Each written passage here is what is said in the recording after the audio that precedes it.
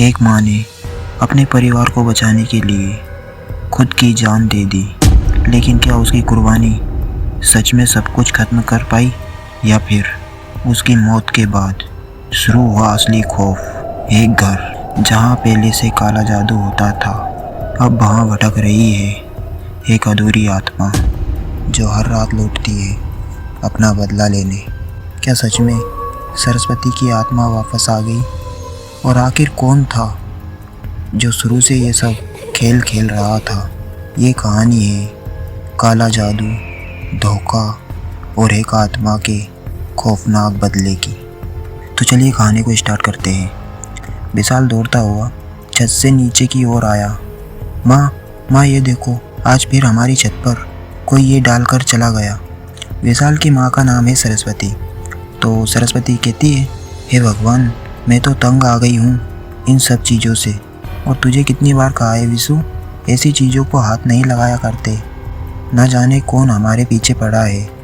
सरस्वती दौड़ती हुई किचन में गई और वहाँ से एक पॉलीथीन लेकर आई और बोली, जल्दी से इसमें डाल दे और जाकर फटाफट नहा ले।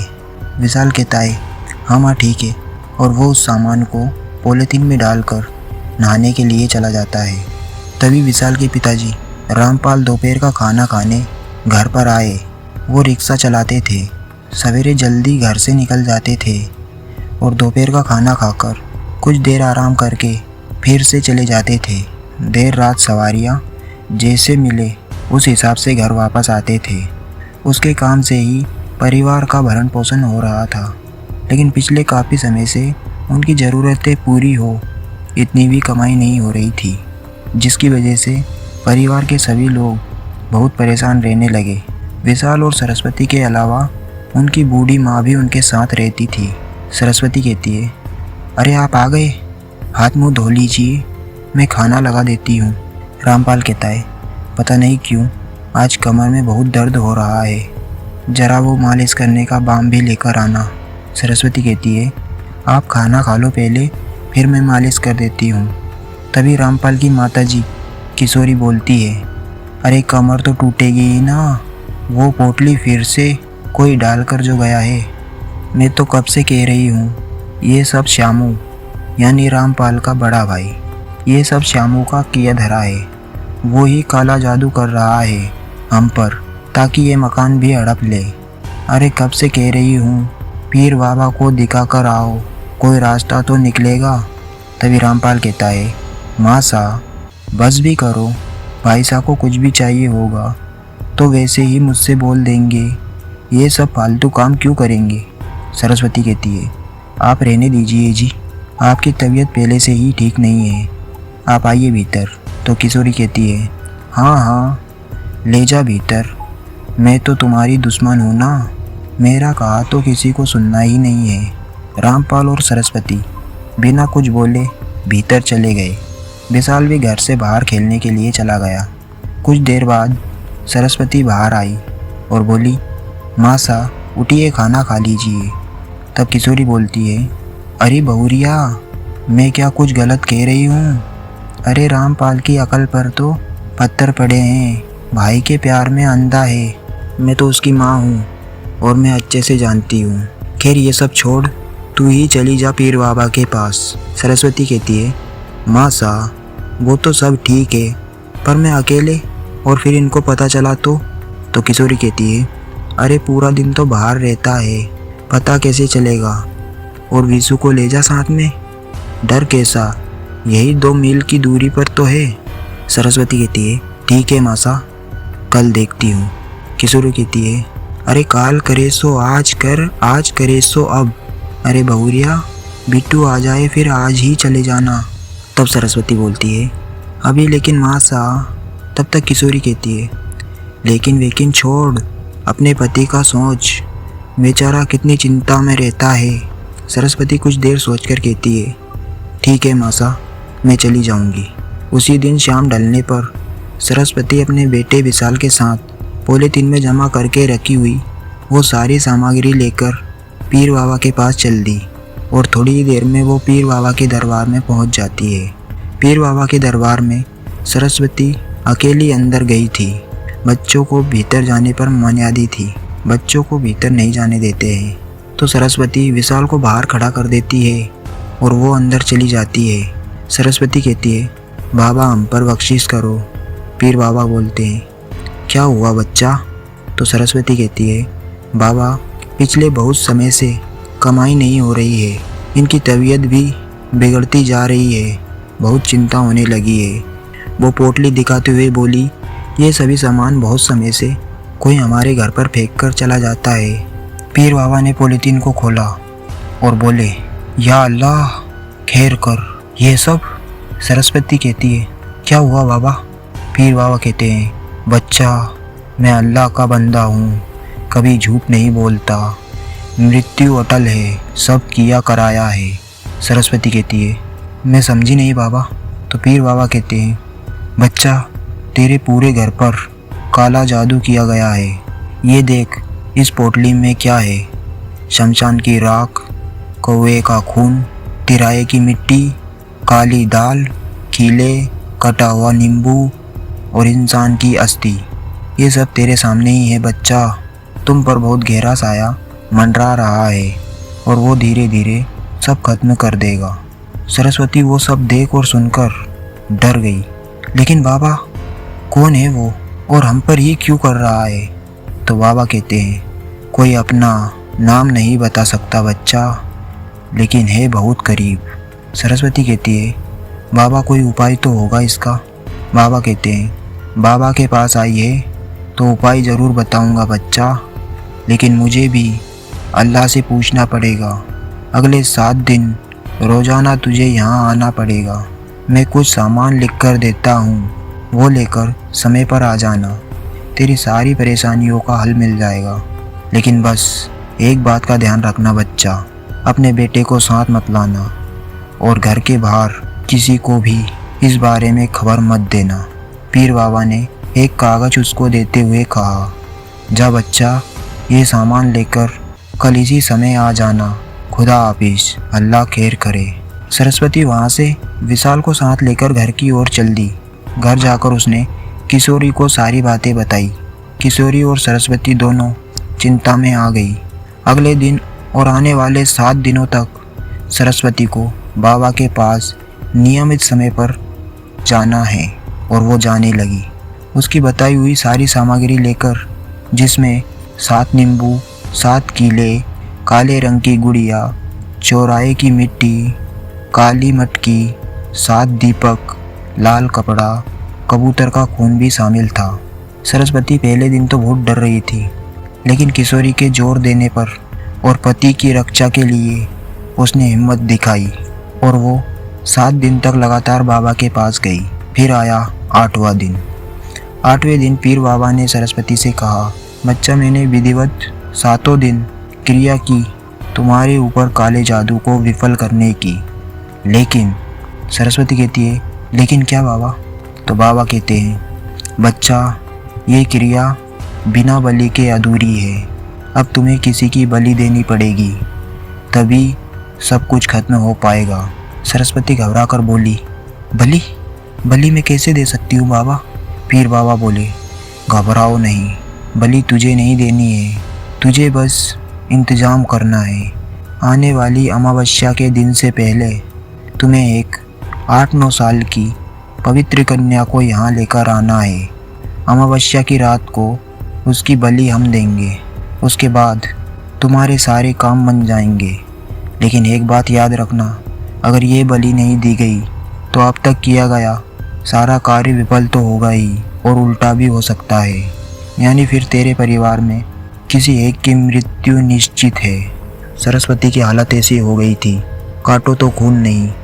उसकी हालत खराब हो चुकी थी। सारी बातें सुनकर वो सिर झुकाकर बिना कुछ बोले वहाँ से चली गई। घर आकर जब उसने किशोरी जी को यह सब बात बताई तो किशोरी ने तुरंत उसका समाधान बता दिया।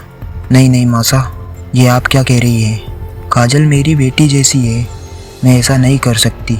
तो किशोरी कहती है, बेटी तो नहीं है ना, और तूने सुना नहीं पीर बाबा ने क्या कहा था, घर का करीबी ही है, यानी श्यामू के अलावा कोई हमारा करीबी नहीं है। और कौन सा उसकी बेटी में उसका मोह है। वो तो खुद बेटे ना होने की वजह से तुमसे दुश्मनी कर रहा है, और फिर काजल तो यहाँ आती रहती है। उसे ले जाने में तुझे ज़्यादा परेशानी भी नहीं होगी। एक बार शांति से बैठकर सोच इस बारे में, वरना हम में से किसी को कुछ हो गया तो एक बार को मैं मर भी गई तो गम नहीं, लेकिन किसी। तब तक सरस्वती ने कहा, नहीं नहीं नहीं मासा, शुभ शुभ बोलिए। बहुत सोच विचार कर आखिरकार सरस्वती ने किशोरी की बात मान ली। उसका दिल अभी भी गवाही नहीं दे रहा था, पर परिवार का सोचकर वो मजबूर हो गई थी। सरस्वती बाबा के कहे अनुसार अमावस्या के पहले काजल यानी श्याम लाल की छोटी बेटी को लेकर पीर बाबा के दरबार की तरफ चल दी। हर एक बढ़ते कदम के साथ उसकी धड़कनें बढ़ती जा रही थी। उसे समझ नहीं आ रहा था कि क्या वो सही कर रही है या गलत। चलते चलते रास्ते में सरस्वती को एक सूखा कुआं दिखाई दिया। सरस्वती उस कुएं के पास गई और वहाँ सिर पर दोनों हाथ रख कर बैठ गई और रोने लगी। काजल बोली, क्या हुआ चाची, आप रो क्यों रही हो? काजल ने सरस्वती के आंसू पूछते हुए उससे पूछा। न जाने अचानक सरस्वती को क्या हुआ। वो गांव की ओर वापस आई और काजल को उसके घर छोड़ दिया। फिर उसी पल वो तेज कदमों से उसी सूखे कुएं के पास वापस आ गई और बोली, अगर मेरे परिवार में से किसी एक की मृत्यु निश्चित है तो मेरी ही क्यों नहीं। मैं उस बच्ची की बलि नहीं दे सकती। ऐसा कहकर उसने कुएं में छलांग लगा दी। थोड़ी देर बाद सरस्वती के कुएं में कूदने की खबर पूरे गांव में आग की तरह फैल गई। रामपाल जब तक वहां पहुंचे तब तक सब खत्म हो चुका था। कुएं से सरस्वती की लाश निकाली गई और रामपाल जमीन पर बैठकर जोर जोर से रोने लगा। सरस्वती, तुमने ये क्या कर दिया? ये बोल बोलकर वो रोने लगा। वही काजल सहमी हुई एक कोने में खड़ी थी। उसे समझ ही नहीं आ रहा था कि अभी अभी क्या हुआ। फिर सभी गांव वाले आ जाते हैं और सरस्वती का अंतिम संस्कार करते हैं। फिर सरस्वती की मौत के बाद घर का माहौल पूरी तरह बदल गया। रात होते ही अजीब अजीब आवाज़ें आने लगी। छत पर फिर से वही पोटली मिलने लगी, लेकिन इस बार पोटली में कुछ और भी था। एक औरत के बाल और खून से लिखा नाम, सरस्वती। ये देखकर रामपाल बहुत डर जाता है। एक रात रामपाल ने देखा कमरे के कोने में कोई खड़ा है, सफ़ेद साड़ी, खुले बाल और झुका हुआ सिर। रामपाल ने डरते हुए पूछा, कौन है? धीरे धीरे वो आकृति ऊपर देखने लगी। वो सरस्वती ही थी, लेकिन उसकी आंखें पूरी काली थी और चेहरे पर अजीब सी डरावनी मुस्कान। सरस्वती की आत्मा अब शांत नहीं थी। वो हर रात घर में घूमती रहती है। कभी किशोरी के पास खड़ी दिखती है तो कभी विशाल के कमरे में, और हर बार एक ही बात कहती, गलत किया, बहुत गलत किया तुमने। अब उसके साथ क्या गलत हुआ था ये तो आगे आपको पता चलेगा।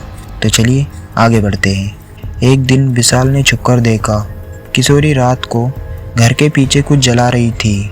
वो वही सामान था जो पोटली में मिलता था। विशाल समझ गया, काला जादू कोई और नहीं बल्कि उसकी अपनी दादी कर रही थी। अब आगे अमावस्या की रात आती है। घर में अचानक आग लग गई। रामपाल और विशाल किसी तरह बाहर निकल गए, लेकिन किशोरी अंदर ही फंस गई आग के बीच। रामपाल ने देखा किशोरी के सामने सरस्वती खड़ी थी। वही काली आंखें, वही डरावनी मुस्कान, और अगले ही पल किशोरी की चीख पूरे गांव में गूंज उठी। अगले दिन सुबह तक सब कुछ खत्म हो चुका था। घर जल चुका था, किशोरी की मौत हो चुकी थी।